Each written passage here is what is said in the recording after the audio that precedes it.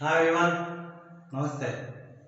I hope all of you understand the last video classes about 16th group. So what are the remaining topics are there, we'll complete now. So we mostly completed physical properties and chemical properties. Now there are some important compounds in the 16th group subject. So what are the important compounds? We'll say one by one. So the first important compound is dioxygen, simply O2. So first compound is dioxygen O2. So first we will see preparation. So in this some important compounds we just study preparations and properties. Mostly preparation and properties. We study in this some important compounds. So the first one is dioxygen. So dioxygen formula O2 all we know. So we have to prepare. So how to prepare dioxygen? So there are number of techniques are there to prepare dioxygen, but the most important industrially it is prepared by the fractional distillation of liquefied air. So as I already told, the total atmosphere 21% by volume containing oxygen. So simply industrially large scale. So oxygen is prepared by fractional distillation of liquefied air. First air we have to liquefy. After that on fractional distillation we can separate nitrogen and oxygen. So that is the industrial preparation. So industrially it is prepared by fractional distillation of liquefied air. That is industrial preparation. Now when we come into laboratory preparations, it can be prepared by number of techniques. The first one is in laboratory. In laboratory it is prepared by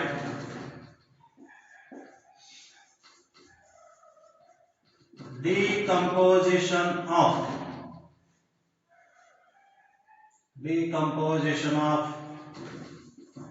chlorates,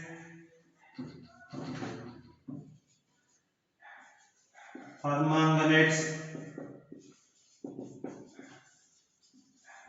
dichromates and oxides, etc. So simply dioxide is prepared by their compounds like chlorates, permanganates, dichromates, oxides, etc. From any of these compounds on decomposition we can prepare dioxide. It is called laboratory preparation. So in laboratory it is prepared by decomposition of oxides, dichromates, permanganates, chlorates, etc. All these are the compounds we can prepare dioxide gas. So some reactions I will explain. If we are taking KClO3, potassium chlorate, so this on heating, so delta is the symbol of heating in presence of MnO2, then this is decomposes to KCl and we get oxygen gas. So oxygen gas is prepared in laboratory by decomposition of chlorates. Same like we can decompose permanganates also.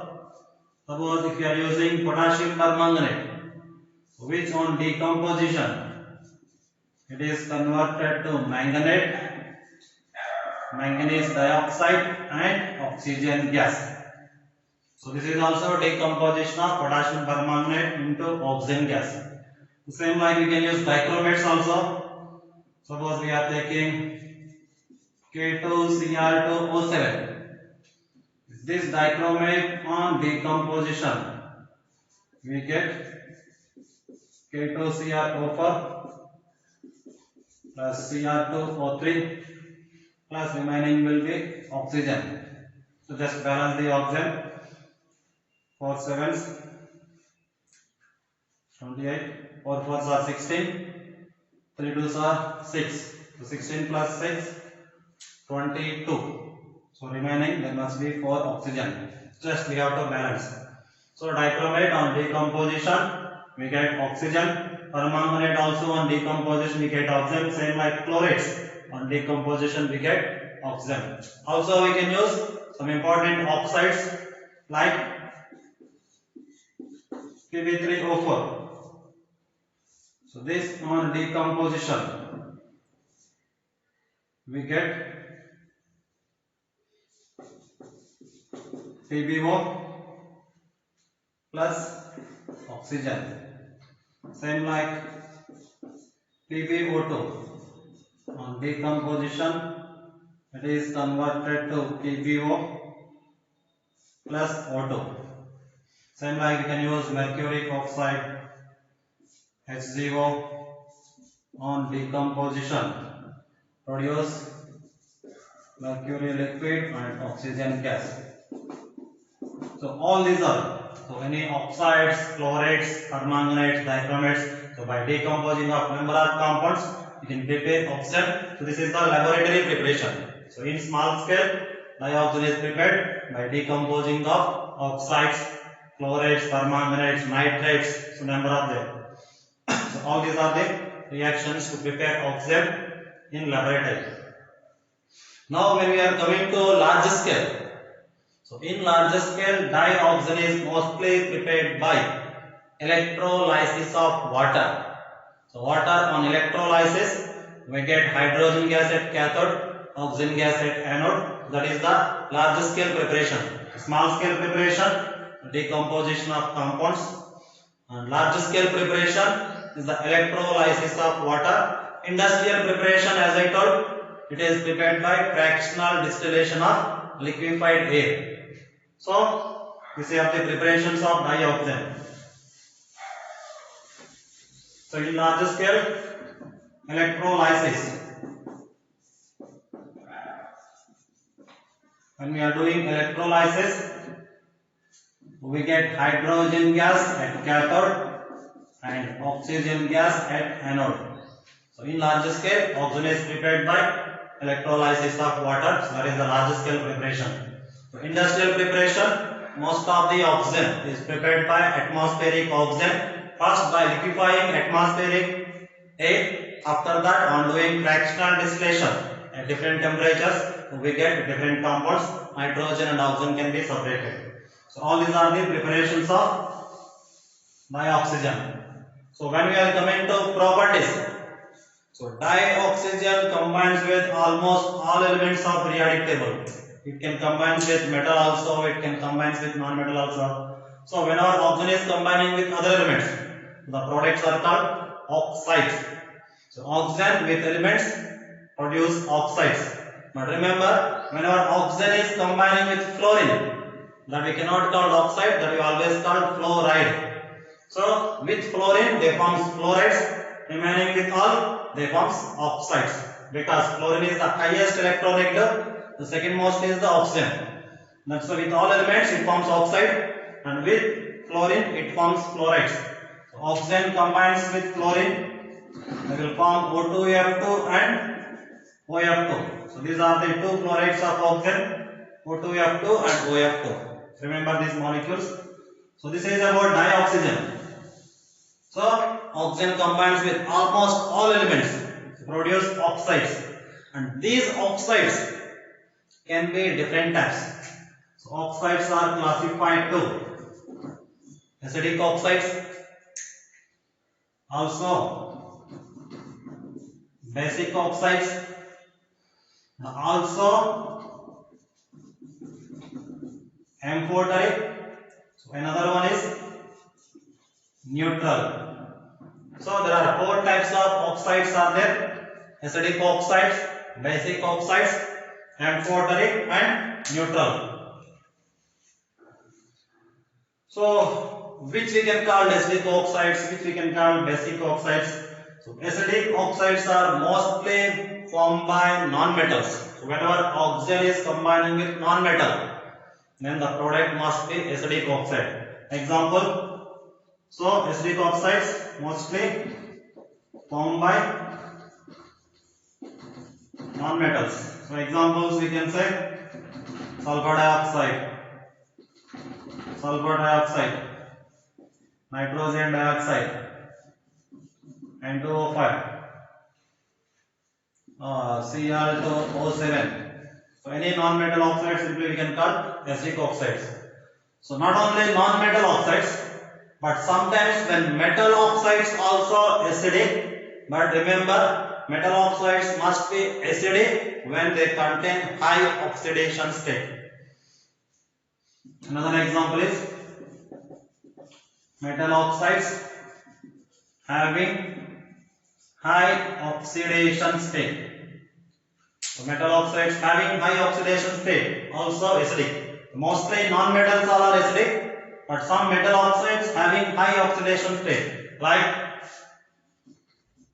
Mn2O7. Manganese oxidation number is +7 here. Similarly, CrO3 +6. Similarly, vanadium pentoxide +5. So all these are acidic oxides. Almost all non-metal oxides are acidic, but some metal oxides who are having high oxidation state will exhibit also acidic character. So similarly, basic oxides. So basic oxides are formed by metals, definitely. So all S block elements like metals, some D block elements, all are metals. So they are basic in nature. Example: calcium oxide, sodium oxide, magnesium oxide, other oxides like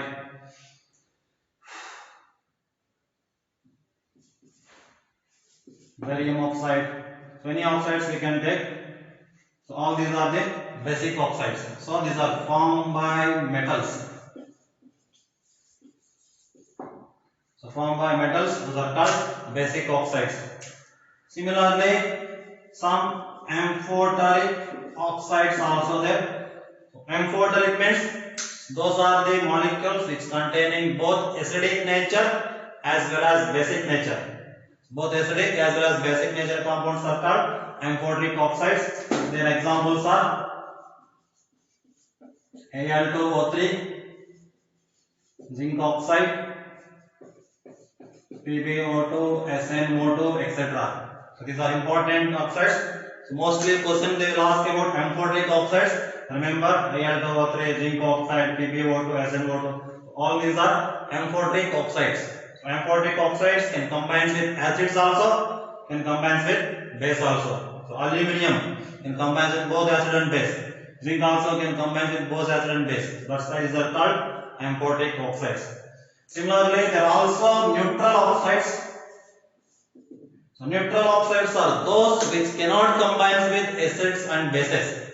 Amphoteric is dual character and neutral is no character. That means does not combine with acidic, does not combine with basic. That means no acidic, no basic character. So those are called neutral oxides. So neutral oxides are commonly carbon monoxide, nitrogen monoxide, and nitrous oxide. So these three are mostly we are using as neutral oxide. So number of are there, but these are important: carbon monoxide, nitrogen monoxide, and 2O. So these three are neutral oxides. Amphoteric: aluminium, zinc, lead, tin. Amphoteric.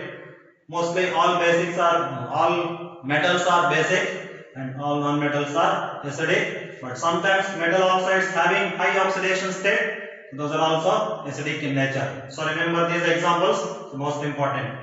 So this is about dioxygen. So oxygen is the most important element. So nowadays we are seeing, because it is very required for the medical purpose, because most of the people are suffering from the COVID.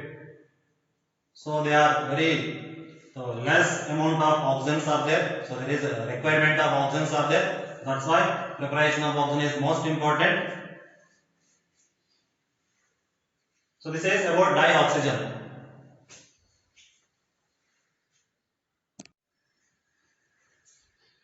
So now the second important compound will be ozone. So formula of ozone, all you know that will be O3. So we completed oxygen. The second compound will be ozone. So ozone is a allotrope of oxygen. All we know that ozone is a allotrope of oxygen. Now, how to prepare ozone? So ozone is mostly present in the upper layer of the atmosphere, and it is responsible for the decreasing of the whatever the harmful radiations by the UVs.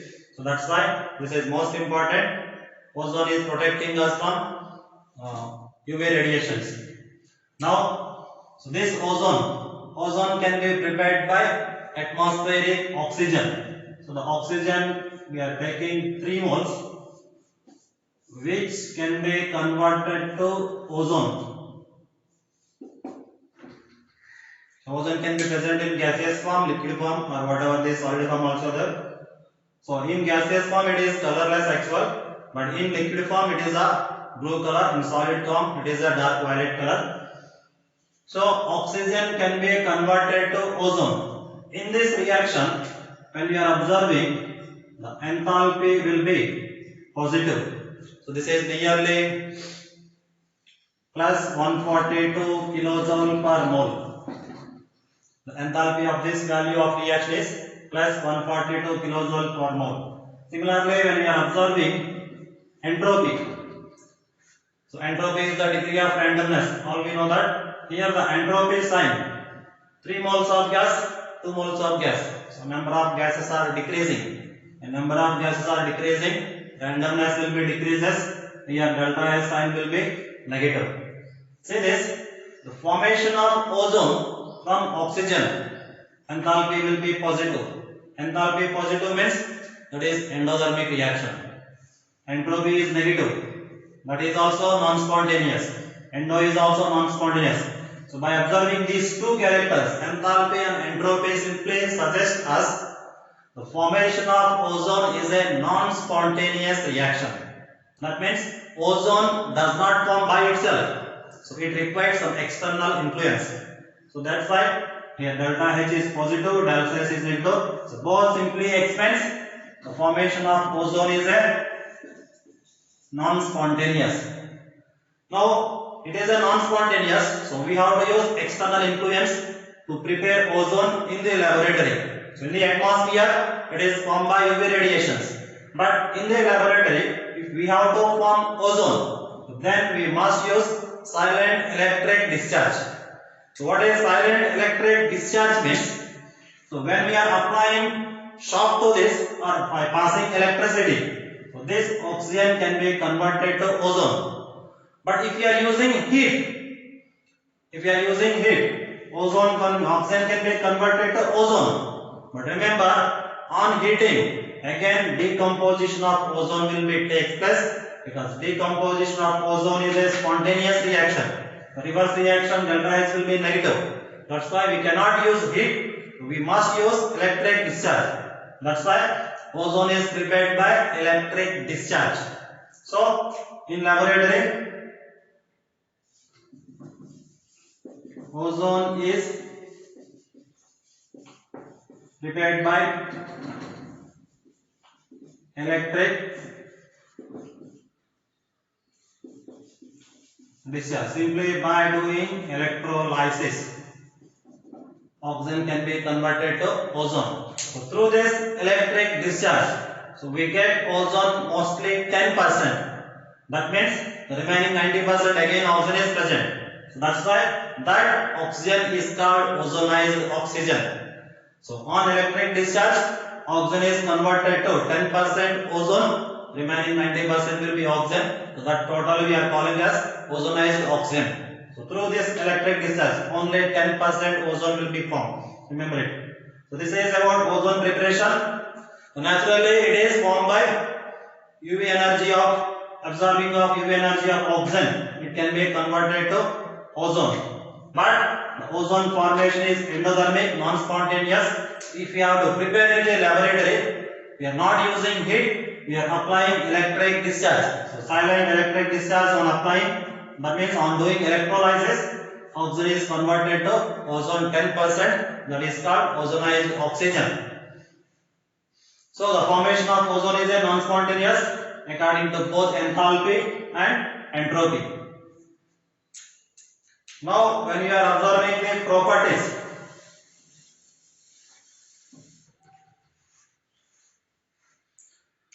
so ozone is a pale blue gas. In gas form it is actual pale blue gas, in liquid form dark blue liquid, in solid form violet.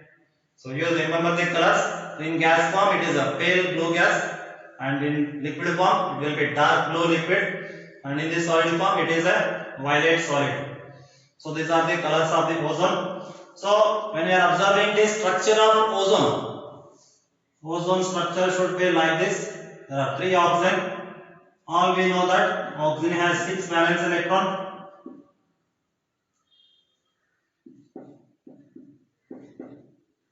Oxygen has 6 valence electron. Like this. If these 2 electrons on sharing, they will form 2 covalent bonds. If these 2 electrons also are sharing, then we get 4 bonds, extra 2 electrons. So that will be more than the octet. That's why. So these 2 electrons will donate it to the oxygen as a coordinate bond. So in ozone molecule, there are 2 covalent bonds and 1 coordinate bond is there. So this is the structure of ozone. And this structure, this is a double bond, this is a single bond. This can be converted to like this structure also.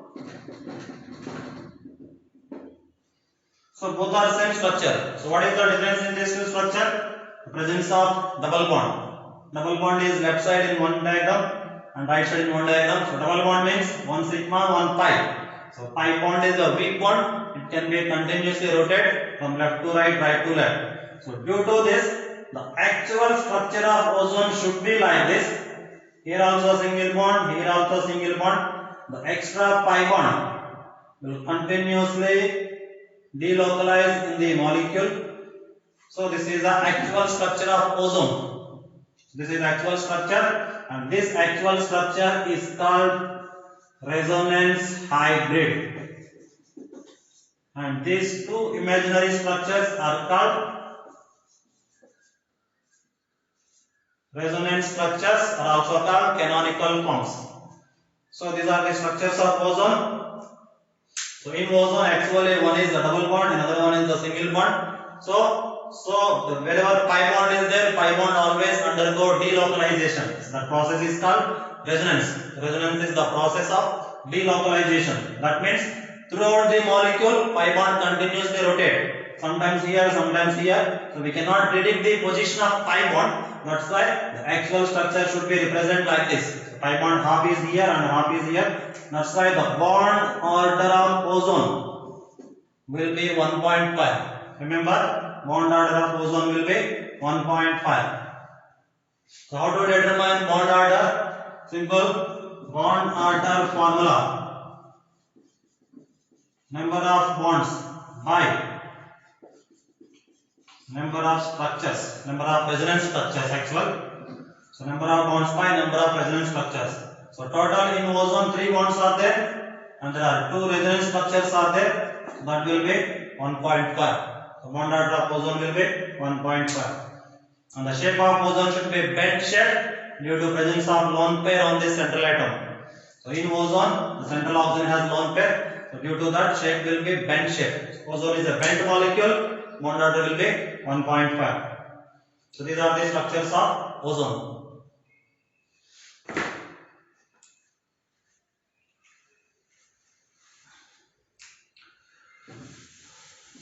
Now when we are writing the properties, chemical properties of ozone. So ozone O3 on decomposition, it is converted to O2 and releasing of nascent oxygen. So ozone always releases nascent oxygen. So due to releasing of this nascent oxygen, ozone is a powerful oxidizing agent. So this is important oxidizing agent which oxidizes number of molecule.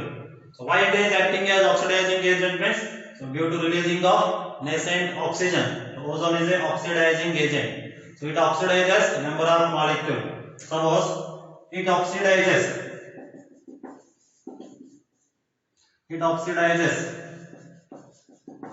sulfide to sulfate.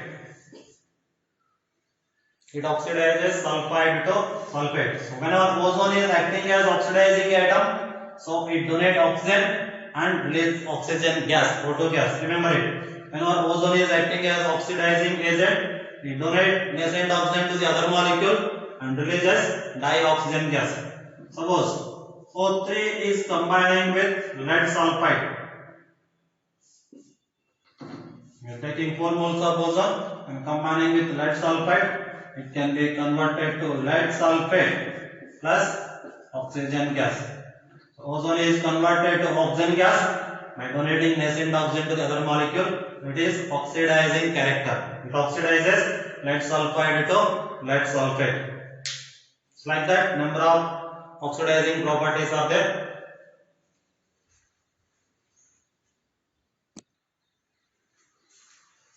So this is oxidizing properties of ozone. Similarly, ozone can oxidize iodide to iodine. So iodide molecules are converted to iodine in presence of ozone. So it is also acting as oxidizing agent. It oxidizes iodide to iodine.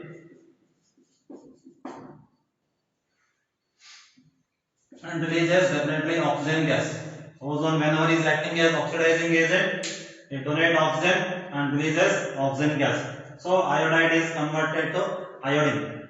Now this reaction is very important. Why? Because this reaction is used as estimation of ozone. So ozone can be estimated. So how much amount of ozone present in that prepared oxygen, prepared ozone? Because I already told we cannot prepare 100% ozone. So when we are using silent discharge, we are getting only 10% ozone. So how much ozone is prepared? So that amount of ozone can be estimated by using this reaction. So how to estimate this? So when that ozonized oxygen when treated with iodide ions, they converted to iodine. Further, this iodine solution is treated with sodium Na2H2O3. So this solution is called sodium thiosulfate, also called hypo. So this is called hypo. So whenever iodine produced iodine is titrated with hypo solution, so we get 2NaI plus Na2S4O6. So based on the amount of NaI produced, we can identify amount of iodine release, and based on this we can identify amount of ozone present. So these two reactions are used as estimation of ozone. So ozone can be estimated first by treating with iodide solution. After that it is titrated with hypo solution. So hypo solution formula Na2H2O3, sodium thiosulfate. So this hypo solution, most important, this preparation property is also there. We will complete this. So these are the properties of ozone. So ozone is acting as oxidizing agent. It oxidizes sulfide to sulfate, iodide to iodine, like this. So similarly, the studying of ozone is very important because I already told it is saving from UV radiations. So UV radiations directly cannot fall on Earth. So because this ozone is protecting UV radiations. Now whenever this ozone undergoing depletion, so what is depletion means? If the amount of ozone is converted to oxygen, the process is called depletion. So ozone layer can be depleted by number of pollutants. So pollutants can deplete ozone layer. For example, if this ozone is combining with nitrogen monoxide, it is converted to nitrogen dioxide and release oxygen. So it is oxidizing NO2, producing oxygen. So this nitrogen monoxide gas converting ozone to oxygen. That means ozone is undergoing depletion. So depletion of ozone layer due to pollutants. Number of pollutants are there. So nitrogen oxide, sulfur oxides, or other freons, chlorofluorocarbons. All these are responsible for the depletion of ozone layer. And this nitrogen monoxide also major cause because it is released by supersonic jet aeroplanes. So most of the supersonic jet planes releases nitrogen monoxide and it will convert ozone to oxygen. That is called depletion process. So this is about ozone. So the next molecule will be sulfur dioxide.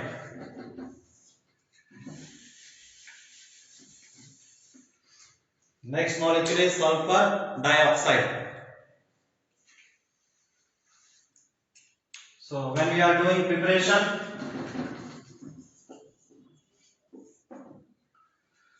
sulfur dioxide mostly prepared by roasting of sulfide ores. So this is an important reaction.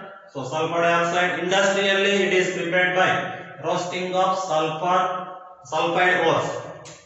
Example FeS2 iron sulfide ores on heating in presence of oxygen. So ores on heating in presence of oxygen. The process is called roasting. So roasting of sulfide ores produce Fe2O3 plus sulfur dioxide. So this is an important reaction of the preparation of sulfur dioxide. Sulfur dioxides are majorly prepared by roasting of or oxidation of sulfide ores. So in small scale, that means in laboratory, it can be prepared by sulfide ions on treating with sulfuric acid. So H plus means acid. So little amount of sulfuric acid on treated with sulfide ions, we get H2O and sulfur dioxide. So these two are major preparations. One is the industrial preparation, another one is the laboratory preparation. So sulfur dioxide can be prepared by roasting of sulfide ores, also prepared by acidification of sulfide ions. This is sulfide ions on acidification produce sulfur dioxide. So this is the preparation of sulfur dioxide. Similarly, when you are observing properties,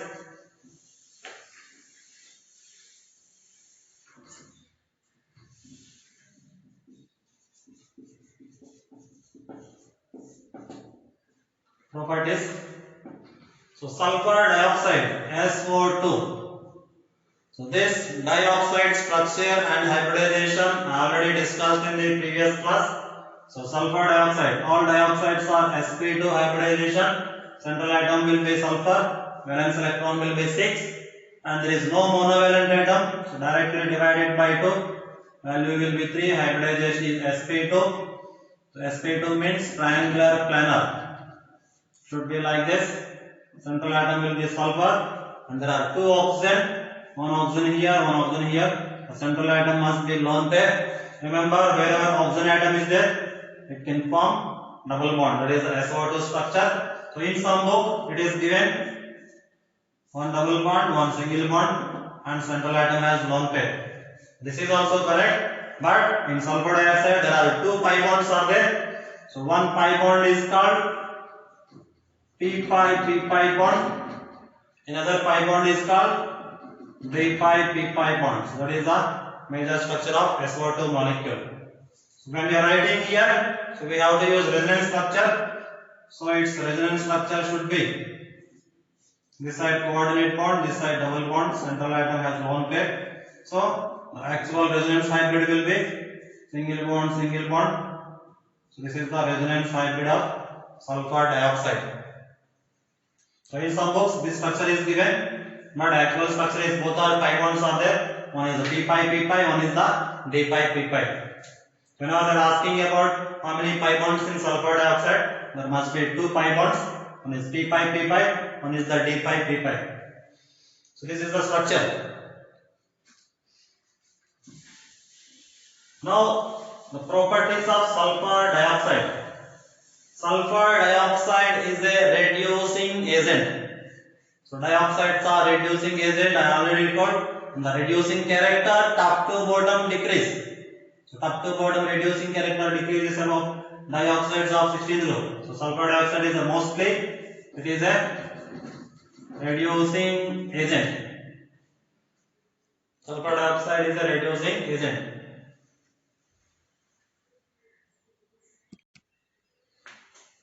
So sulfur dioxide is a reducing agent.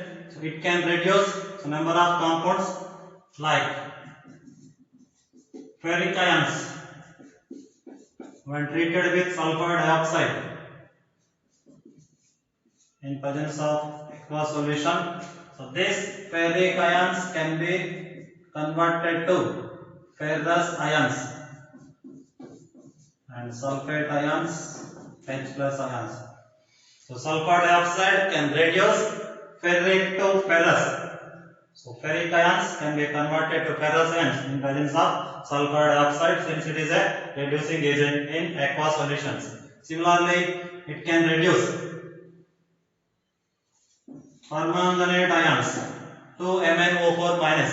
So permanganate ions when treated with sulfur dioxide gas in solution.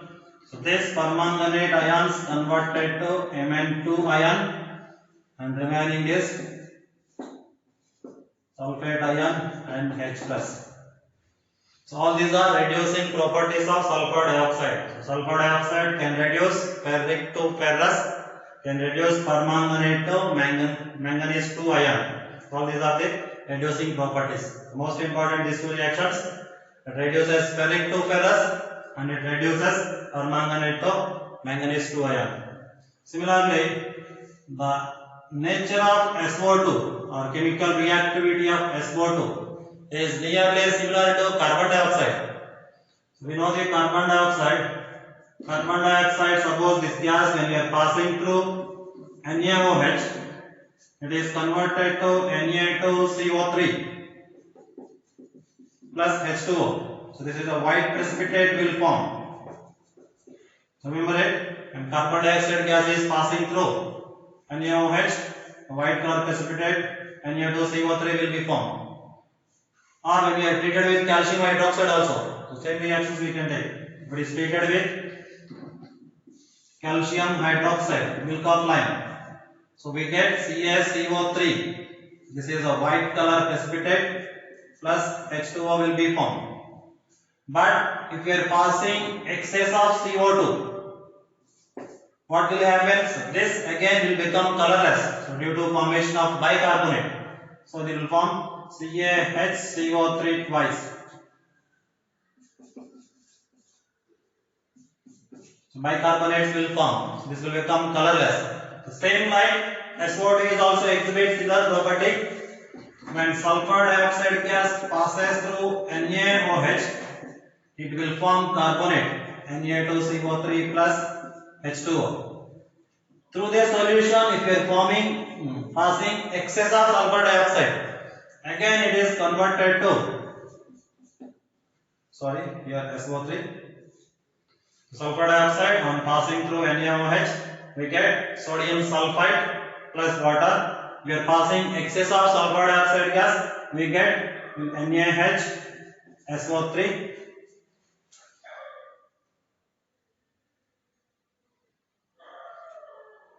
Sorry, 2 NaHSO3.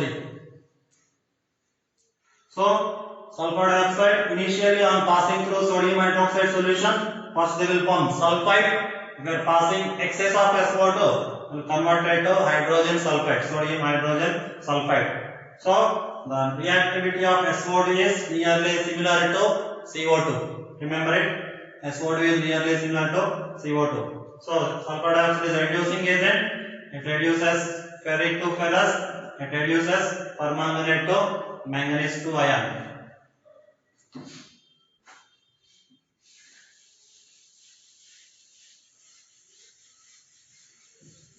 So this is about sulfur dioxide.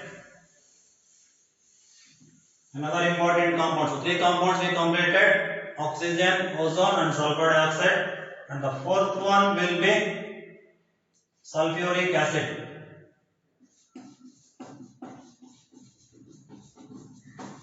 The 4th one is sulfuric acid.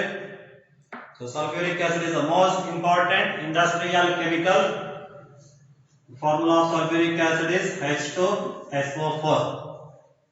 H2SO4 is the sulfuric acid formula. Now, the sulfuric acid is prepared by one important process. That process is called contact process. So, contact process is the preparation of sulfuric acid. So, in this process, there are mainly 3 steps are involved. In this process, in this step 1, we have to form sulfur dioxide. So, that can be formed by roasting of sulfide ores. roasting of sulfide ores is the first step of the sulfuric acid preparation. Here, same sulfur dioxide preparation,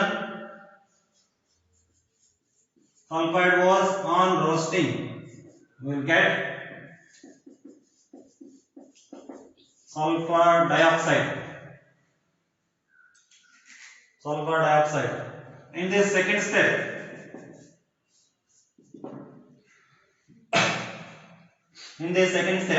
so this sulfur dioxide we have to oxidize into sulfur trioxide. Sulfur dioxide on oxidation produce sulfur trioxide. So this is the second step, oxidation of SO2. But here the second step is the most important step. Why? Because here sulfur dioxide is the gas, oxygen is the gas, even sulfur trioxide is also gas. Observe this, reactant moles, 1 mole of SO2, half mole of O2, 1.5 moles. Product mole is 1 mole of SO3. Sulfur dioxide on oxidation produce sulfur trioxide. So 1.5 moles converted to 1 mole. That means moles are decreasing.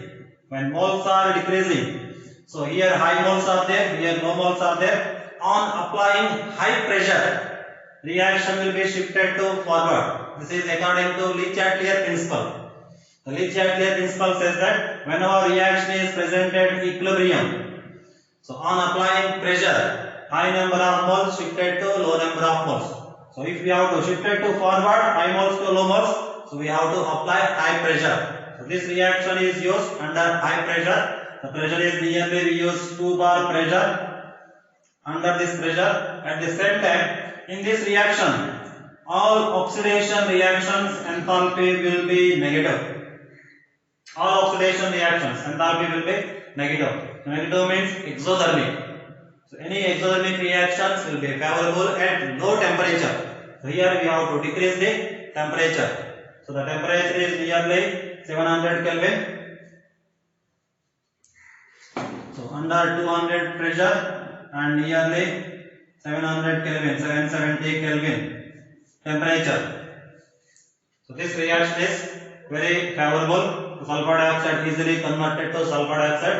Also we are using an important catalyst, V2O5, vanadium pentoxide. So vanadium pentoxide is a catalyst in the oxidation of sulfur dioxide. That's why the second step is the most important, because the amount of sulfuric acid what we are preparing, that will be depends on step 2. Because the amount of sulfur trioxide can be increased by increasing pressure, by decreasing temperature, and by using catalyst. Even we are using decreasing temperature, but it cannot be very low. It should be moderate temperature, nearly 770 Kelvin. So under these conditions, SO3 we can get maximum yield. So finally in step 3, so this sulfur trioxide we are absorbing with little sulfuric acid. So what we get, this on combining we get H2S2O7. So this is also called oleum. The oleum structure is already completed. So oleum is nothing but it is called fuming sulfuric acid. Remember we are preparing sulfuric acid, but here again we are adding sulfuric acid. So why? Because when sulfur dioxide directly mixing with water we get sulfuric acid. But when we are absorbing with sulfuric acid, we get highly concentrated or called fuming sulfuric acid. Its formula is the oleum, H2S2O7. So finally this can be diluted. We get required concentration of sulfuric acid. So whatever the sulfuric acid concentration we required, so that amount of water we add, we get required concentration. But majorly 3 steps. First is the roasting of sulfide ore. Second is the oxidation of SO2. Third step is the absorption of H2SO4. Absorption of H2SO4. So these 3 steps are the contact process steps. So this is the preparation of sulfuric acid.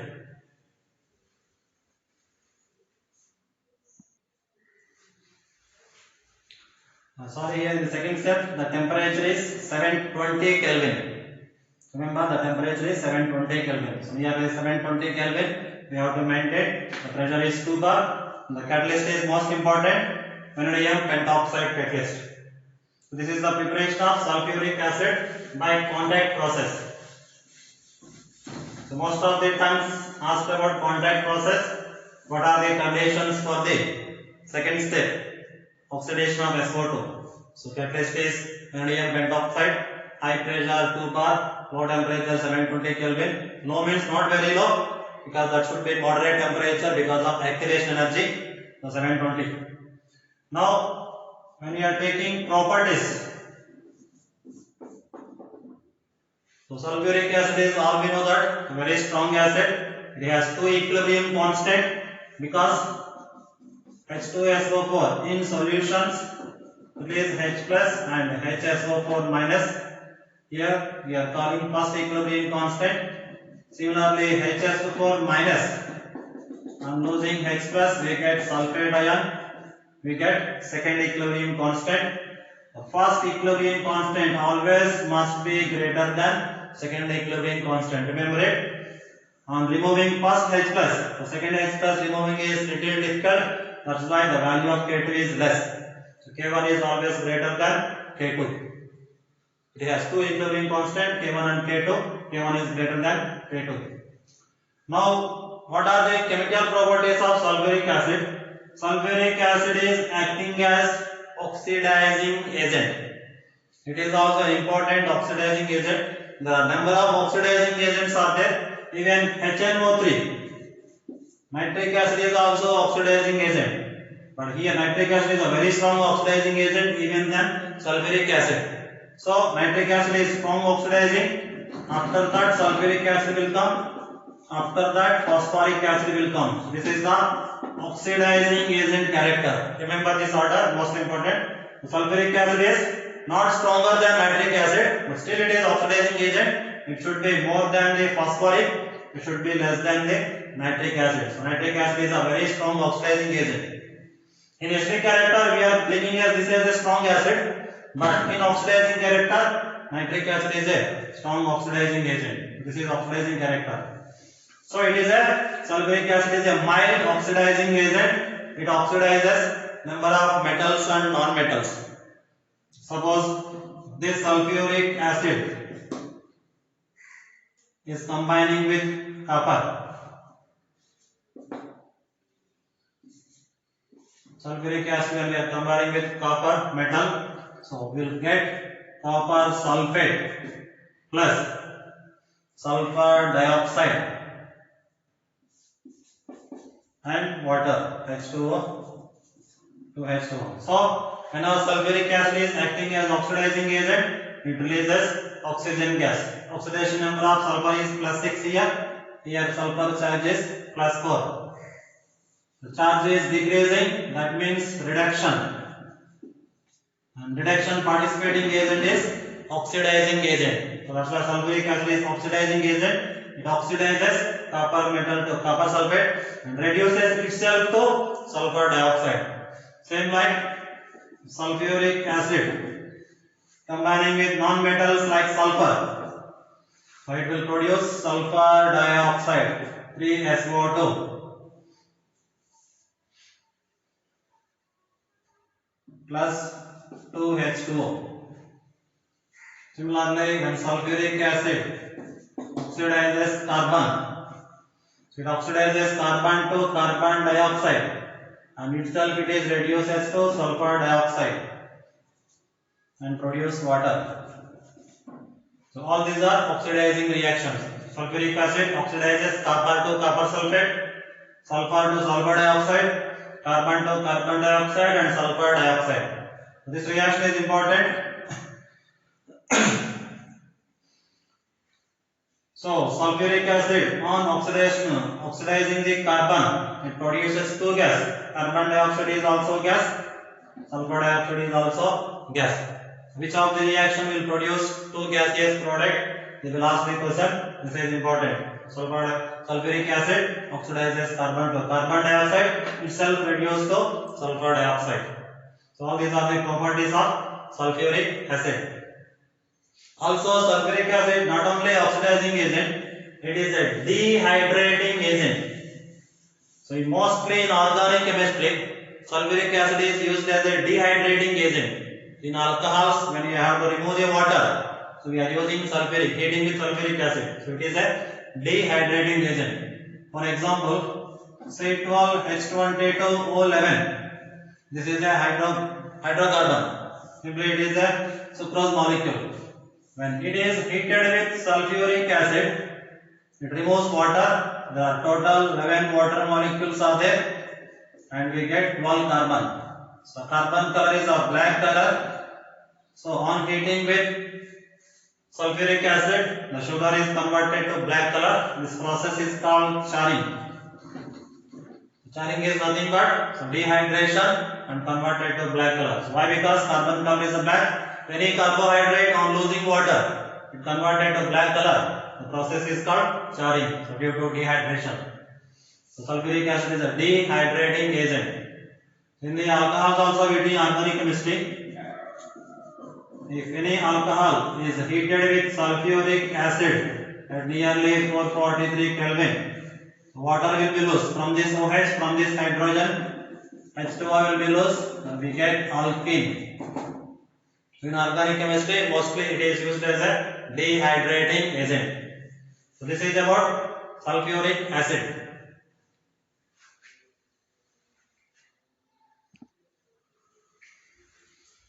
So the next and the last compound will be hypo. So hypo is the sodium thiosulfate. Sodium thiosulfate is the hypo. Its formula will be Na2S2O3 5H2O. Actually hydrated sodium thiosulfate is the hypo. So sometimes we cannot use also water molecule. Na2S2O3 is also correct. So hypo is an important compound. Why? Because it is we have to study. Hypo is mostly used as an anti-chlor. Any excess of chlorine we have to remove.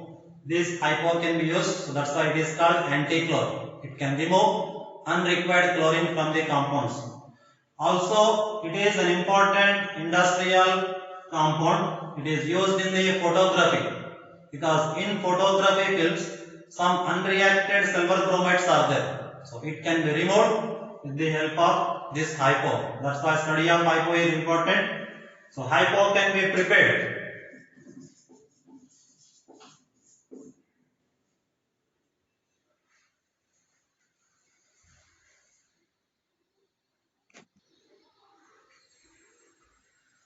So preparation of hypo. So it can be prepared by sodium carbonate, Na2CO3. If this on treated with sulfur dioxide, so what we get? Na2SO3 plus carbon dioxide.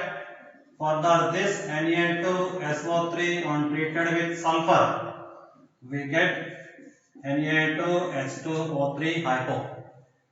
First sodium carbonate on treated with sulfur dioxide, we get sodium sulfite. Sodium sulfite on treated with extra sulfur, we get sodium thiosulfate.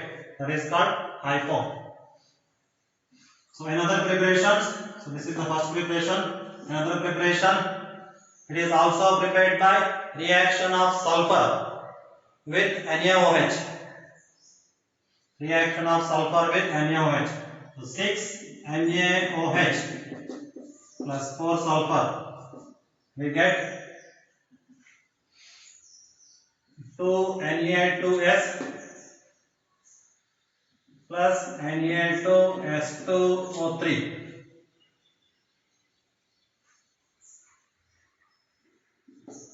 plus water. So treating of sodium hydroxide with sulfur also, we get Na2H2O3 hypo. Also we can use by sodium carbonate, either by using sodium hydroxide or by using sodium carbonate. We can prepare hypo, sodium thiosulfate. So these are the preparations. So as I told, properties are important. It is used as a anti-clot. Na2S2O3 when treated with Cl2 and water, so it removes as HCl.